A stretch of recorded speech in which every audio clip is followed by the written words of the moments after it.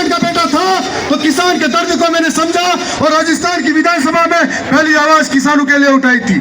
मैं नौजवान हूँ, नौजवानों की पीड़ा समझता हूँ और नौजवान मेरी सबसे बड़ी ताकत है। उस ताकत की वजह से विधानसभा में गया तो उनके शिक्षा के क्षेत्र में हक की बात करी थी। मैंने इस इलाके के अंदर चाहे लसाड़िया हो, जलारा हो, मेरी कुशल सेम को या मेरी रणनीति को, मैंने सबसे पहले सरकारी संस्थानों को ठीक करने का काम किया और विधानसभा के अंदर मुझे जो हक मिला, बजट मिला, मैंने शिक्षा के क्षेत्र में खर्च किया। मुझे मालूम था कि शिक्षा के साथ में बहुत सारे लोग जुड़े हुए हैं। लोग कहते थे कि हमारा क्या करेगा, यह सिर्फ इनके समुदाय का करेगा, लेकिन यदि कोई स्कूल बनती है तो उसके अंदर सारे समुदाय के लोग पढ़ते हैं। यदि कोई कॉलेज बनती है उसमें सारे समुदाय के लोग पढ़ते हैं और यदि कोई सड़क बनती है तो सारे समुदाय के लोग चलते हैं। मैंने हमेशा प्रेम भावना को बढ़ाने वाला काम किया था, लेकिन मैं मानता हूँ कि आज कई लोग हैं जो भ्रम फैलाने का काम करते हैं। आने वाले समय में जब मैं राजस्थान की विधानसभा के अंदर गया था तो जयपुर के कई पत्रकार पूछा करते थे कि इतनी कम उम्र में कैसे विधायक बने, कोई मंत्री का बेटा है या करोड़पति बेटा है।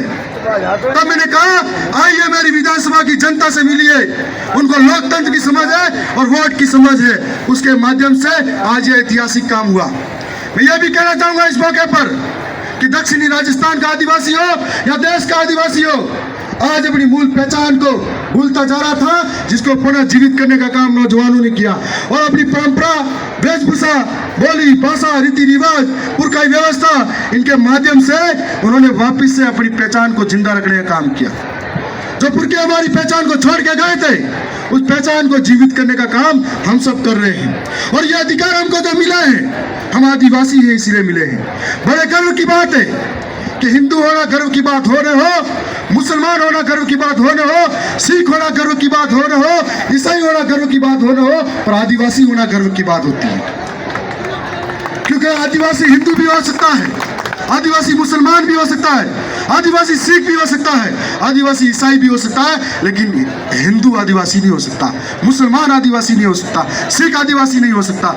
ये बात हमने साबित की। 5 जनवरी 2011 सुप्रीम कोर्ट का जजमेंट था कि इस देश का मूल मालिक आदिवासी है और आदिवासी जो इस देश का मालिक है आज दर दर की ठोकरें खाता नजर आता है।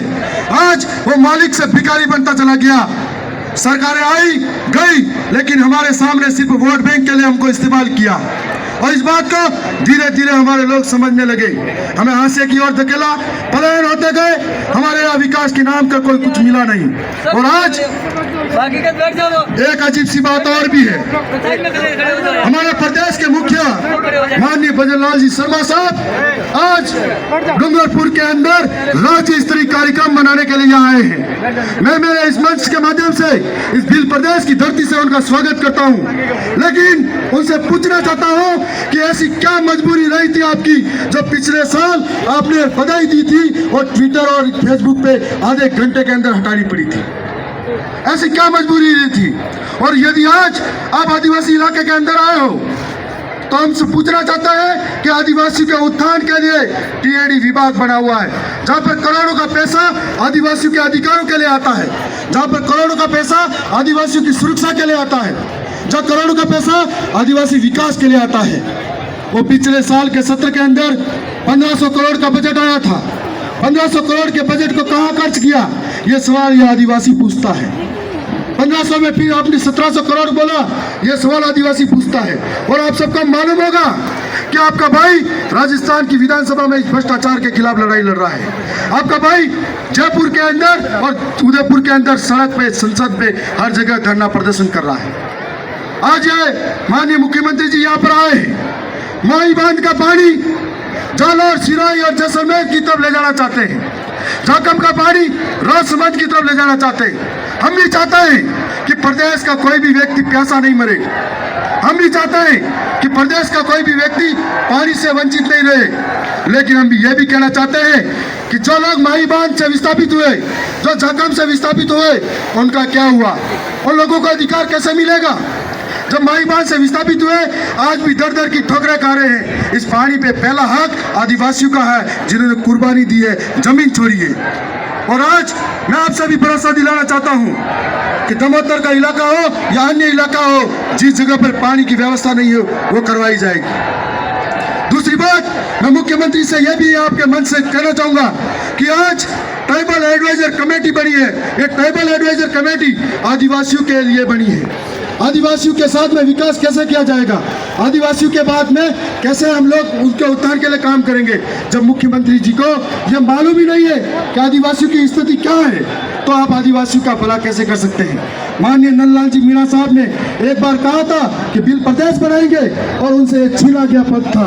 यदि वास्तव में मुख्यमंत्री जी आदिवासियों के हित में चाहते हैं तो आज उनका टीएससी पर बैठे हुए वो कब्जा करना छोड़ दे और हम जैसों को मौका दे, ताकि आदिवासियों का बेहतर भविष्य हम बना सके। हम लोगों ने अलग प्रदेश की मांग की, कई समाज में भ्रम फैला कि अलग प्रदेश के बाद में हमें निकाला जाएगा, हमारे साथ क्या होगा, लेकिन ये भ्रम दूर करने वाली बात है, कभी किसी को कोई निकालता नहीं है। जब 2 साल के कार्यकाल में किसी के साथ में गलत नहीं हुआ तो यहाँ पर भी किसी के साथ में गलत नहीं होगा। हम लोग इसलिए आदिवासी प्रदेश की मांग कर रहे हैं, एक अलग बिल प्रदेश की मांग कर रहे हैं, क्योंकि आज हमारी मध्य प्रदेश, महाराष्ट्र और गुजरात, राजस्थान के इलाके के अंदर आदिवासी एक जैसा है, उनकी संस्कृति एक जैसी है, उनकी परंपरा एक जैसी है, उनके रीति रिवाज एक जैसे हैं, बोली भाषा एक जैसी है। उसके बाद में उनको अलग अलग बांटा गया है। ऐसा लगता है जैसे 4 भाई को अलग अलग हिस्से में बांटा हो। और इसलिए हम लोग चाहते हैं कि कानून के अंदर 5वीं अनुसूची बनी है, 5वीं अनुसूची धरातल पे लागू नहीं हुई, और ऐसे तमाम मुद्दे हैं जो यह कहना चाहता हूँ। लेकिन आज युवाओं में राखी का आक्रोश भी है, तो मुझे लगता है मैं कम समय में अपनी बात खत्म करता हूँ। एक बात और कहना चाहूँगा कि प्रशासन के अंदर बहुत सारे लोगों को लगता है कि सरकार की राग में राग मिलाएंगे। मैं उनको कहना चाहता हूं कि आने वाले 2028 के अंदर सरकार किसकी बनेगी ये बाप तय करेगा, और बाप के हिसाबों पे चलना पड़ेगा, इसलिए अभी से संभलना होगा। राजस्थान के अंदर तीसरा सबसे बड़ा दल हमारा है, और आने वाले समय में ये तीसरा सबसे बड़ा दल ही राजस्थान की सरकार बनाएगा, ये दावे के साथ कहना चाहते हैं। और आज जिस प्रकार से आपने अनुशासन देखा, हमारे पुरखे बिरसा मुंडा के नेतृत्व में उलगुलान करते हैं तो अंग्रेजों को पीछे भागना पड़ता है, और आज हमारी समाज का अनुशासन देखा तो आज मार्केट के अंदर मूंगफली तक नहीं हिलने दी, यह हमारा अनुशासन है। मैं चाहता हूँ कि आने वाले समय में हमारी गरियावत विधानसभा की तमाम जनता, चाहे वो किसी भी समुदाय से है, मिलजुल कर रहे और मिलजुल कर एक दूसरे के साथ चले, क्योंकि हम सब एक दूसरे के पूरक हैं, एक दूसरे के पूरक हैं, एक दूसरे के बिना नहीं चल सकते। इनका व्यापार इन किसानों का बिना नहीं चलता, और किसानों का व्यापारियों से काम जरूर पड़ता है। इसीलिए कहना चाहता हूँ, मिलजुल कर हमको काम के साथ रहना पड़ेगा, और मिलजुल कर गरियावत को बेहतर बनाना होगा। आगामी समय की शुभकामना देता हूँ, राखी की शुभकामना देता हूँ, 15 अगस्त की शुभकामना देता हूँ, और नफरत की भाषाएं बंद कीजिए, मोहब्बत और प्रेम की भाषाओं के साथ में चलेंगे। इतना ही कहूंगा कि हम सब अगर साथ चल पड़े तो आंधी तूफान खुद ही चल पड़ेगी।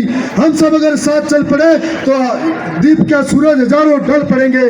हम सब अगर साथ चल पड़े तो दीप क्या सूरज हजारों निकल पड़ेंगे। बहुत बहुत धन्यवाद। आगे की रैली भी पूर्ण अनुशासन के बाद में यही खत्म हो जाएगी। मुस्लिम समाज का भी बहुत बहुत धन्यवाद, जिन्होंने हमको यहाँ पर आज पानी पिलाया के स्वागत और मंच पर कार्यक्रम किया। जो पुलिस प्रशासन का धन्यवाद, तमाम मीडिया का धन्यवाद, तमाम कार्यकर्ताओं का धन्यवाद जो इतना बड़ा कार्यक्रम आयोजित किया। और ये कार्यक्रम आज थोड़ा घर के कार्यक्रम को फीका करता नजर आया। और बहुत बहुत धन्यवाद देता हूँ आप सबको।